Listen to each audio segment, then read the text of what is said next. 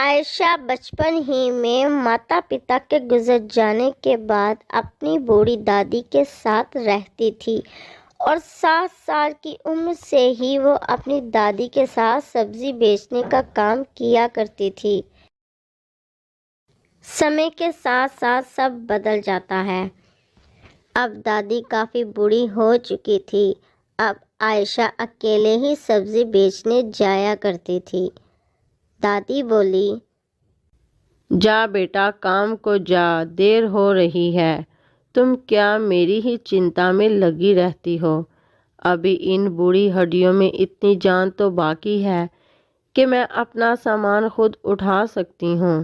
جا بیٹا کام کو جا۔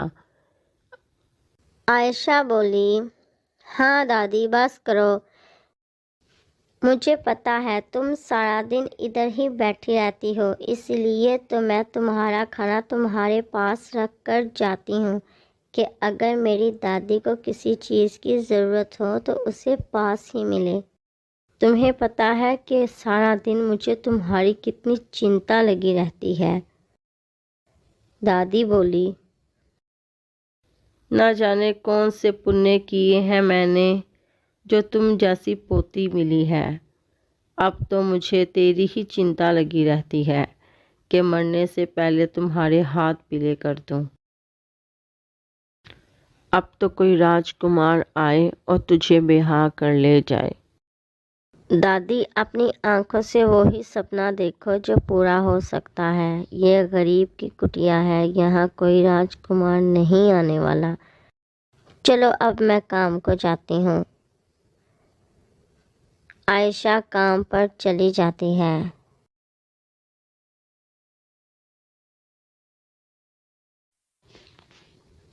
سبزی لے لو، تازی تازی سبزی لے لو۔ کیا بات ہے دیدی، آج آنے میں اتنا سمے لگا دیا؟ واہ، آج کی سبزیاں تو بہت تازی لگ رہی ہیں۔ چلو اچھا ہے، ساری سبزیاں ہاتھوں ہاتھ بک گئیں، بس ایک ہی بینگن اور آلو بچا ہے۔ میں نے صبح ہی آلو بینگن کی سبزی بنائی تھی، اب تو من ہی نہیں کر رہا۔ ایسا کرتی ہوں کسی غریب کو دے دیتی ہوں، کسی کے کام آ جائے گا۔ ابھی وہ خود سے باتیں ہی کر رہی ہوتی ہے کہ اسے ٹوکری میں سے ہڑبڑ کی آواز آتی ہے۔ ایک دم سے ایک آلو اور بینگن باہر نکل کر ناچنے لگتے ہیں۔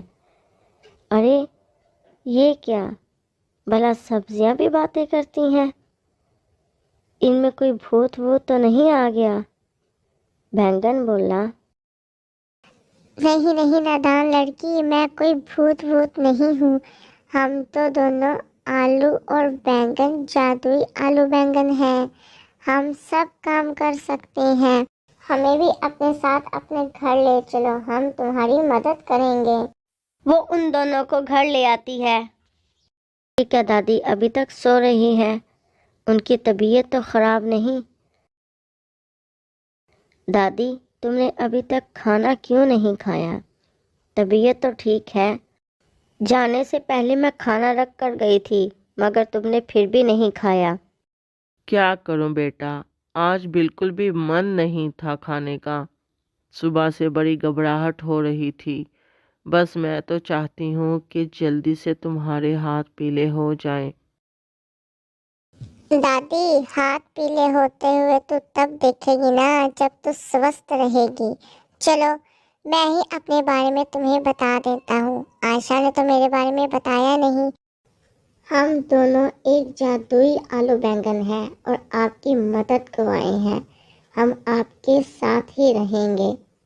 تبھی بینگن دادی کے گرد گھومتا ہوا آتا ہے اور دادی کے سر پر ہاتھ رکھتا ہے۔ دادی کے سر پر ہاتھ رکھنے سے تمام بیماریاں دور ہو جاتی ہیں۔ ارے یہ تو واقعی جادوئی بینگن ہے، اس نے تو کمال ہی کر دیا۔ اب مجھے بہت اچھا لگ رہا ہے، اب میں جوان اور تر و تازہ محسوس کر رہی ہوں۔ سچ دادی؟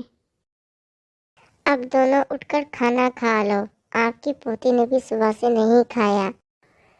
ابھی یہ باتیں ہی کر رہے ہوتے ہیں کہ دروازے پر دستک ہوتی ہے۔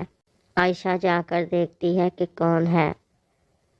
باہر ایک سندر سجیلا نوجوان کھڑا تھا اور کہتا ہے، میرا نام پرکاش ہے، کیا ایک گلاس پانی کا ملے گا؟ ہاں ضرور۔ ارے تم یہاں ہو، میں نے تم دونوں کو کہاں کہاں نہیں ڈھونڈا، تم دونوں نے تو میری بات کا برا ہی مان لیا۔ چلو میرے ساتھ، میں تم دونوں کو لینے آیا ہوں۔ ان دونوں کو آپس میں باتیں کرتا دیکھ کر دادی بولی، تم تینوں کی باتوں سے تو ایسا لگ رہا ہے جیسے تم تینوں ایک دوسرے کو پہلے سے اچھی طرح سے جانتے ہو۔ بینگن بولا، ہاں دادی، میں انہی کے ساتھ ہی رہتا ہوں، یہ میرا بہت ہی اچھا دوست ہے۔ اس کا نام پرکاش ہے۔ اس کے ماتا پتا چاہتے تھے کہ اس کی شادی ایک بہت ہی سمجھدار لڑکی کے ساتھ ہو جائے۔ پرکاش، میں نے تمہارے لیے عائشہ کو پسند کیا ہے۔ پرکاش نے عائشہ کو غور سے دیکھا اور اپنا دل دے بیٹھا۔ دادی، اگر آپ کی اجازت ہو تو میں اپنے ماتا پتا کو کل بلوا لوں تاکہ وہ ہم دونوں کی شادی کی بات کر لیں۔ میری عائشہ کے تو بھاگ ہی کھل گئے۔ ہاں ہاں بیٹا، کیوں نہیں، میں بھی اپنی پوتی کا وواہ کرنا چاہتی ہوں۔ عائشہ، کیا تم اس شادی سے راضی ہو؟ ہاں دادی۔ پھر ان دونوں کی شادی ہو جاتی ہے اور پرکاش دادی کو بھی اپنے ساتھ اپنے گھر لے جاتا ہے۔ یہ سب دیکھ کر آلو بینگن خوشی سے جھومنے لگتے ہیں۔